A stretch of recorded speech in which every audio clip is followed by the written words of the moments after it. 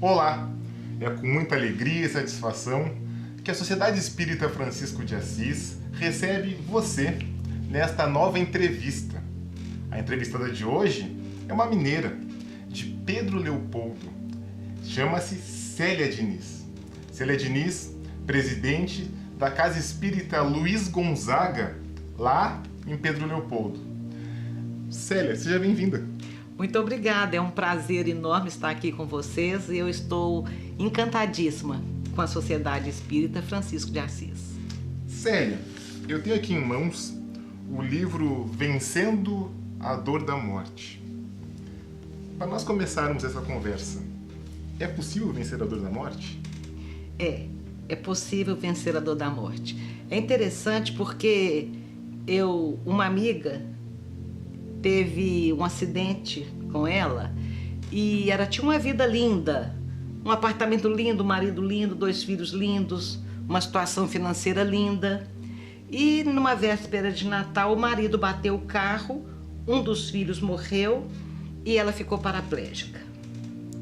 Ela mandou comprar esse livro e mandou me dizer que ia comprar o meu livro. Ela não é espírita, mas que ela não acreditava que essa dor se vencia. Que há 28 anos ela sofria a perda do filho, a paraplegia, e que ela não tinha vencido a dor. Então eu mandei o livro para ela dizendo que se por um acaso eu não a convencesse do contrário, que era sinal que eu tinha que escrever outro livro. E depois fui visitá-la dizendo o seguinte: as pessoas falam assim, a gente nunca esquece, a gente nunca para de doer a dor de um filho. Então a gente chegou à conclusão, conversando com essa amiga, que lembrar que doeu não significa que esteja doendo ainda. A gente nunca esquece o trauma de um médico que balança a cabeça na porta de um CTI.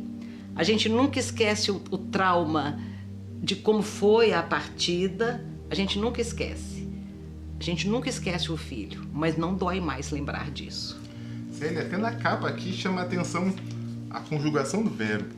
Exatamente. Vencendo. Exatamente. O que significa isso? O editor sugeriu como vencer a dor da morte. E eu disse, vencendo. E o editor disse, mas está no gerúndio. Gerúndio é um tempo de verbo que mostra uma situação inacabada. Então é essa a ideia. Porque é um desafio diário. É um processo. É um processo. É um desafio diário. Porque o processo de luto é alguma coisa tão intensa que qualquer dor que te acontece, qualquer problema que te acontece, te leva de novo para aquela dor maior. Sabe? Vamos supor, a pessoa perde um filho. Depois ela perde um amor ou outro da vida dela. E aquela dor remete à dor maior que ela já sofreu. Então a gente tem que estar sempre policiando as emoções para que as frustrações da vida diária não caiam no processo de luto. Eu expliquei direito? Compreendo. No sentido de que é um processo que está Toda sempre... dor que você tiver daí para frente, ela pode te jogar na dor do luto. Porque é o seu referencial maior de dor que você tem. Sim. Se uma pessoa te maltrata, se uma pessoa te despreza, se uma pessoa te faz uma coisa que te desagrada, ela vai lá essa emoção vai lá e cutuca o luto. As pessoas correm o risco de deixar o luto virar uma melancolia, que é uma doença. Tudo cutuca ali, sabe? Por isso que é vencendo. Por falar nisso, a tua história e a história da tua família ficou notabilizada nacionalmente com o filme As Mães de Chico. E nessas andanças pelo Brasil, eu acho que não há momento em que as pessoas não te questionem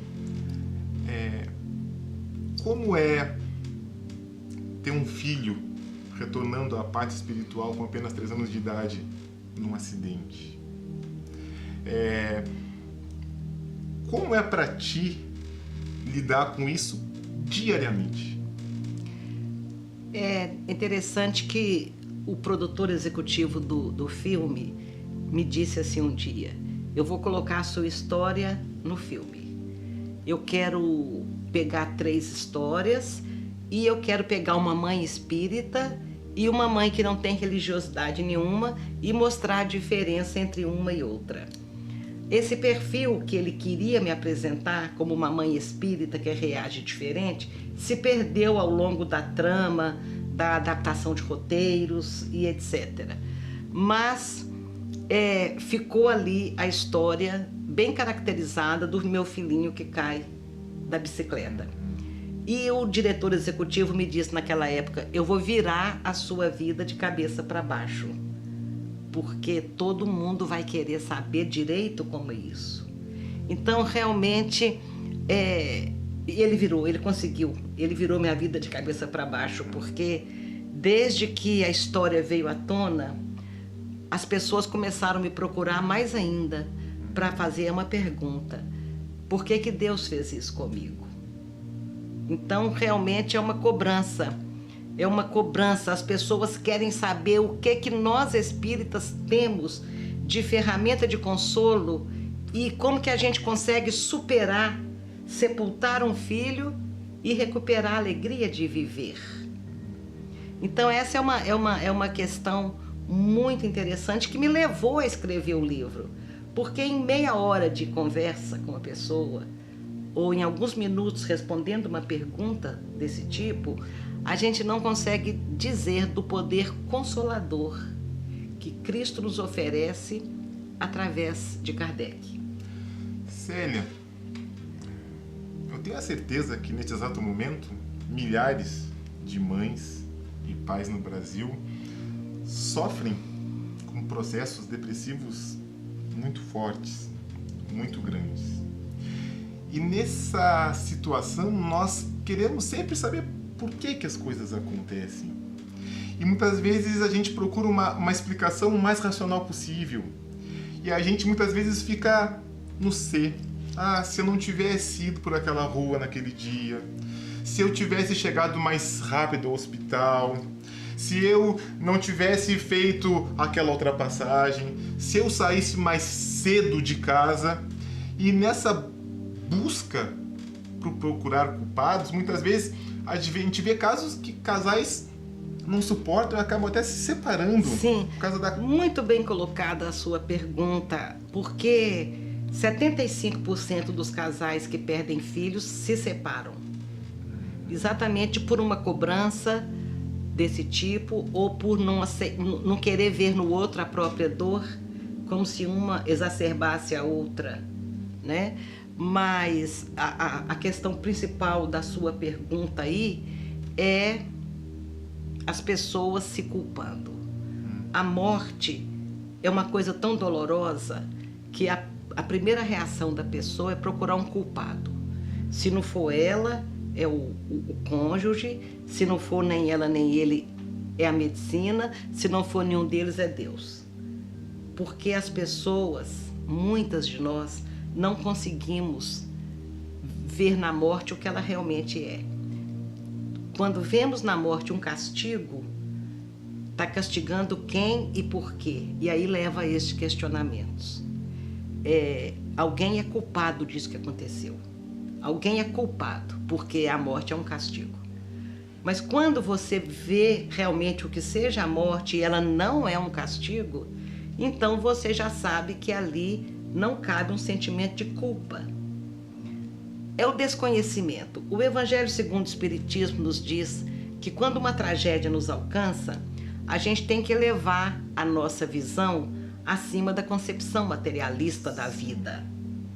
E quando a gente eleva a nossa visão olhando a vida pelos olhos do Espírito, olhando a vida sabendo realmente quem somos nós, um Espírito que de vez em quando passa pela Terra, mas que tem que voltar para casa, quando a gente compreende o que seja realmente a vida, quem somos nós, o que viemos fazer aqui, quando a gente lê André Luiz esclarecendo sobre as programações reencarnatórias, quando a gente estuda um pouquinho mais a justiça divina no que podemos compreender dela, então a gente vai tendo ali todo um cabedal de conhecimento que aquieta a nossa alma, não nos deixando culpar nem a nós mesmos nem a ninguém, porque mesmo os instrumentos cegos da lei, um motorista alcoolizado, um sistema de saúde perverso que deixa a pessoa desencarnar na fila aguardando uma cirurgia, uma bala perdida, mesmo quando a morte do nosso ente querido foi causada por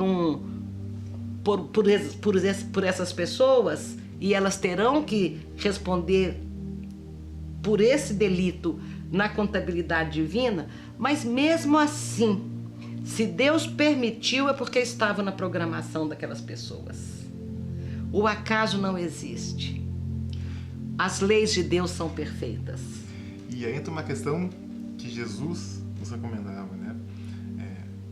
Perdoar não 7 vezes, mas 70 vezes 7 vezes.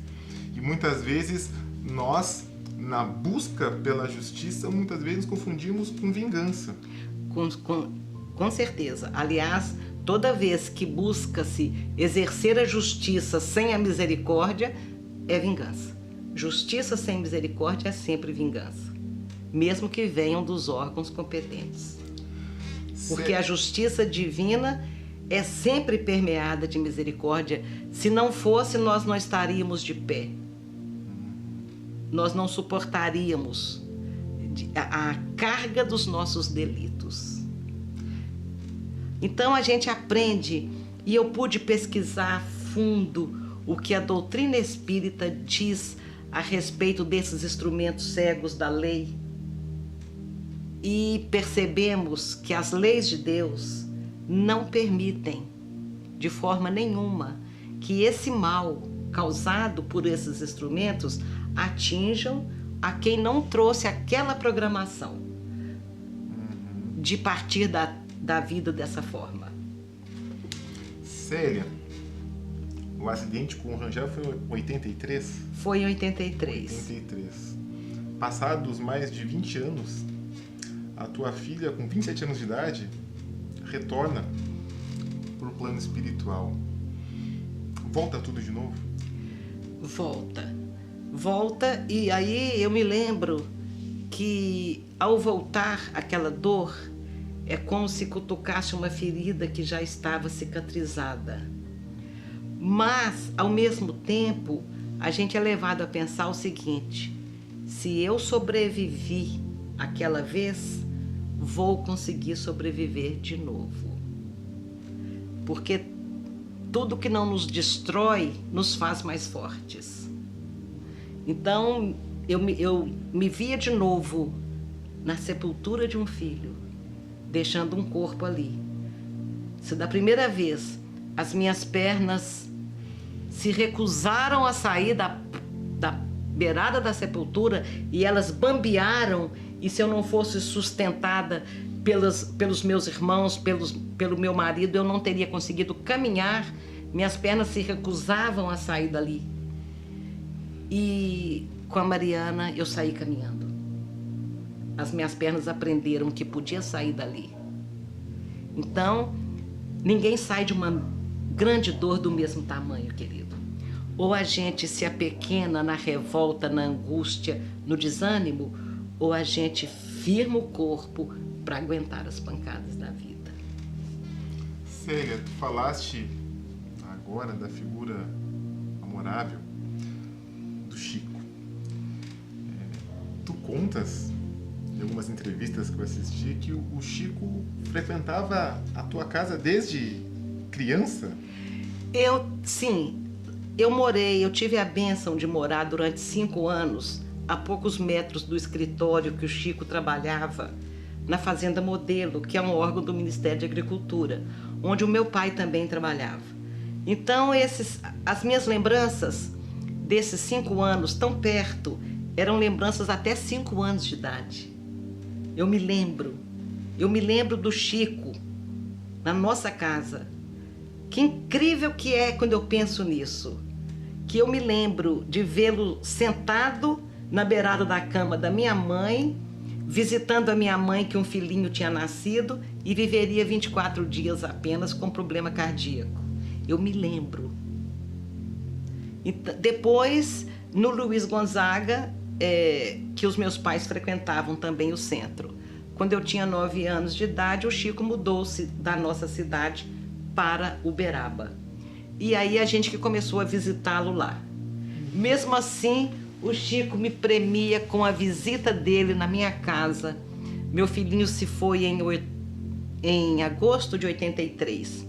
Chico disse: em dezembro, como sempre, eu vou passar o Réveillon em Pedro Leopoldo. Vou visitar você no dia seguinte. Benção.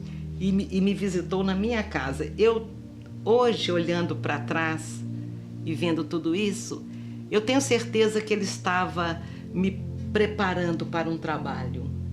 Ele estava jogando terrinha no meu pé para que eu florescesse. E hoje, tu és presidente. Sim, estou. Da Casa Espírita Luiz Gonzaga, fundada em 27. E é uma casa que está ligada à história do espiritismo. Sim, no Brasil, porque o Chico... Incrível! Quando a gente foi comemorar o centenário de nascimento do Chico, nós resolvemos fazer um memorial no Luiz Gonzaga, porque eu não poderia nunca fazer um museu para Chico Xavier. Mas então a gente fez um memorial resgatando a fundação do centro e o início da mediunidade de Chico, que são duas histórias que se entrelaçam. Ao resgatar a história do centro, eu resgato a primeira psicografia, eu resgato os primeiros fatos. E o Luiz Gonzaga a sede atual é exatamente no local onde a casinha que o Chico nasceu. A gente resgatou toda essa história. E eu não vejo hoje nem ter convivido com Chico, nem estar presidente do centro que ele fundou, eu não vejo isso um privilégio. Eu vejo uma responsabilidade muito grande, muito maior do que eu. Se não fosse a equipe maravilhosa que tem lá no Luiz Gonzaga, se não fosse os trabalhadores da casa, eu não daria conta. E como a doutrina espírita tornou a tua vida mais compreensível diante de tantas dificuldades? De que forma a doutrina serve como um alento à tua alma, à alma do teu marido, da tua família? Na doutrina espírita, eu encontrei todas as ferramentas que eu precisava para superar as dificuldades que a vida me apresentou. Todas as ferramentas.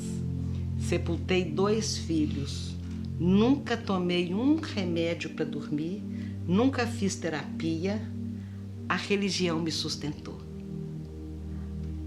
Nela eu encontrei tudo que eu precisava, principalmente a oportunidade de trabalho, que é o que realmente reconstrói cada pedacinho do nosso coração que fica despedaçado. Então, a minha gratidão com a doutrina, a minha gratidão com a oportunidade de trabalho é algo que eu não consigo expressar. Porque além de eu ter encontrado na doutrina todas as respostas para eu me reequilibrar, mas principalmente para eu recuperar a alegria de viver. Uma coisa que eu queria muito que as pessoas compreendessem, o processo do vencer a dor da morte significa realmente recuperar a alegria de viver, sabe? É isso que a doutrina me deu. Qual a importância do trabalho no bem para a nossa redenção? Muitas vezes, como eu relatei anteriormente, muitas pessoas ficam num processo depressivo e não têm força para levantar da cama sequer. O trabalho é a ferramenta necessária para... O trabalho não é um bom caminho, não. Um bom caminho é o único caminho. É o único caminho. Quando a gente consegue se esquecer e olhar do lado quem está sofrendo também, ou até mais. Quando a gente se esquece e começa a cuidar da dor do outro, Jesus cuida da nossa dor. Se eu fico em cima de uma cama, pensando na minha dor, tomando o meu remédio, visitando o meu médico, querendo fazer a minha terapia, todos esses processos são maravilhosos. Mas se eu me concentro apenas em mim e nas minhas dificuldades, eu sou muito pequena para cuidar de mim. Mas se eu expando o meu foco para o sofrimento dos outros e tento fazer alguma coisa neste contexto, então eu vou começar a cuidar do outro e Deus vai cuidar de mim. E é extraordinário. Deus cuida da gente muito melhor que a gente mesmo. Deus cuida da gente, isso é tão óbvio, não é? É verdade. Quando Jesus está crucificado, antes que a cabeça dele tombasse no último suspiro, ele diz para a mãe dele: eis aí o teu filho. Diz para o João: eis aí a tua mãe. Mas ele diz para a mãe dele: eis aí o teu filho. Mais ou menos assim: minha mãe, eu não preciso mais de você. Acolha os outros filhos que precisam. Eu não preciso mais. Então a Nossa Senhora faz o trabalho que faz, vai para Éfeso com João e monta uma casa. Uma casa onde ela atende todos os sofredores. E ali ela curava o próprio coração e nos ensinava a curar o nosso. É no trabalho. Trabalho no bem. É no trabalho. Não só o trabalho, a gente até não compreende bem quando Jesus disse, São Pedro escreveu na segunda epístola, que o amor cobre a multidão dos nossos pecados. O trabalho no bem, ele não é só no sentido de amenizar a nossa dor, não. É no sentido de amenizar as nossas faltas diante da contabilidade divina. Porque se eu, um dia, numa existência passada, empunhei uma arma e matei alguém, eu venho nessa existência, não é para ninguém empunhar uma arma e me matar também não, porque se a lei fosse assim, estaríamos perpetuando o mal, sempre. Então, se eu volto, eu empunhei uma arma e matei alguém, e se eu volto para a Terra no aprendizado, que a lei visa é o nosso aprendizado e não o nosso castigo, se eu volto e vou trabalhar no bem, melhorando a vida um pouquinho das pessoas, eu estou construindo vida. Um dia eu tirei uma vida, eu estou construindo uma vida. Então, o trabalho, nós não sabemos o que devemos à contabilidade divina. Para que a gente vai esperar a dor vir cobrar de nós a fatura? Vamos trabalhar o trabalho no bem. Eu vou usar uma expressão: queima o karma. Ele queima o karma. É como se você soubesse assim: eu tenho uma dívida enorme, não sei onde. Eu vou colocando uma poupancinha aqui, que eu vou amenizando essa dívida. Eu não sei nem qual é a dívida, nem o tamanho dela. Mas eu faço uma pergunta para ti, provocativa. Todos são capazes de contribuir? O meu querido, se fosse, não teria sofrimento na Terra. Se fosse, não teria sofrimento na Terra. Cada um contribui com aquilo que pode oferecer. Você está falando contribuir em que sentido? No trabalho. Ah, no trabalho, sim. No auxílio. Sabe o que acontece? As pessoas, às vezes nós pensamos que trabalhar na seara do mestre é trabalhar na empresa até 5 e fazer um trabalho voluntário às 6. Trabalhar, aposentar e fazer um trabalho na casa espírita. A gente pensa que trabalho no mestre é isso. A gente não pensa que durante a nossa jornada do trabalho profissional, tudo que a gente fizer, Jesus é o modelo e guia. Como eu vou tratar a pessoa que me procura ali na minha profissão? Como é que você, como professor, vai... Você precisa de outra seara do mestre sem ser o magistério? Você não precisa, ali está a sua seara. Então é fazer com amor e tendo Jesus como modelo todas as suas atividades do dia. Esse é o trabalho. durante todo o dia. Nós não podemos ser tão reducionistas Separar. de acharmos que trabalhar na seara do mestre é ir para a casa espírita, fazer sopa, dar aula de evangelização, cuidar do movimento social, atendimento fraterno. Este é um belo trabalho na seara do mestre. Mas trabalhar para Jesus é em todos os momentos da nossa vida. É a tolerância dentro de casa com um parente difícil. É a compreensão com aqueles irmãos de caminhada que a gente percebe que são mais imaturos. É o respeito pelo estado de evolução que cada um se encontra, aceitando as dificuldades, os limites. Tudo isso é trabalho na seara do mestre. Todos podemos fazer isso. Não precisa de ter tempo. Eu tenho que ter um tempo para trabalhar na seara do mestre? Não, a seara do mestre é a vida. Antes de nós terminarmos esta nossa conversa, que eu nem chamo de entrevista aqui, eu gostaria que você deixasse uma mensagem para as pessoas que estão nos acompanhando ali e que no momento sofrem em função da dor, da morte, entre aspas. Uma mensagem final para todos aqueles sobre a morte e como vencer.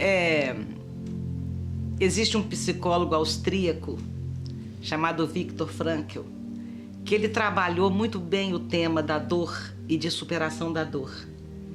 E mesmo ele tendo feito um excelente trabalho, no livro dele tem uma frase assim: a vida não é insuportável pelo que nos acontece. A vida é insuportável pela falta de sentido com o que nos acontece. E mesmo ele tendo esse limite de não ver o sentido do sofrimento, ele consolou muitas pessoas. A doutrina espírita te explica o sentido da vida, te explica por que sofremos, e quando nós compreendemos a necessidade do sofrimento, o porquê do sofrimento, mas principalmente a libertação que é para quem parte, nós estamos nos harmonizando com a lei, nos equilibrando, e o convite que eu faço é: conheça a doutrina espírita. Ela é um patrimônio maravilhoso que nos mostra o caminho da felicidade. Realmente nos mostra o caminho da felicidade. Porque nos apresenta as leis de Deus. As leis de Deus que elas existem. Quando fala em lei, pensa em coerção, uma coisa que te obriga. A lei de Deus é o caminho, ela te mostra o caminho da felicidade. E a gente só sofre quando dela se afasta. O que a doutrina tem de maravilhoso? Nos mostra as leis que regem as nossas vidas nos dois planos, e a gente não se sente pisando em ovos. A gente pisa no chão firme. A gente sabe por que está aqui, sabe por que sofre, sabe o que dilui esse sofrimento e sabe o que nos aguarda, o Pai. Célia, muito obrigado. Agradeço. Por dar sentido, mais sentido às nossas vidas. Agradecemos muito a tua disponibilidade, a tua simpatia. Não sou eu que dou sentido à vida de ninguém. Jesus, a luz da doutrina espírita, é que traz todo esse sentido, inclusive para a minha vida. Então não me atribua essa coisa tão maravilhosa que é dar um sentido à vida. Eu só estou repetindo o que tenho aprendido. Célia, muito obrigado por mais esta lição. Obrigada a você, querido. E dessa forma, a gente agradece a todos vocês que nos acompanham, mandando um fraternal abraço a todos. Muito obrigado.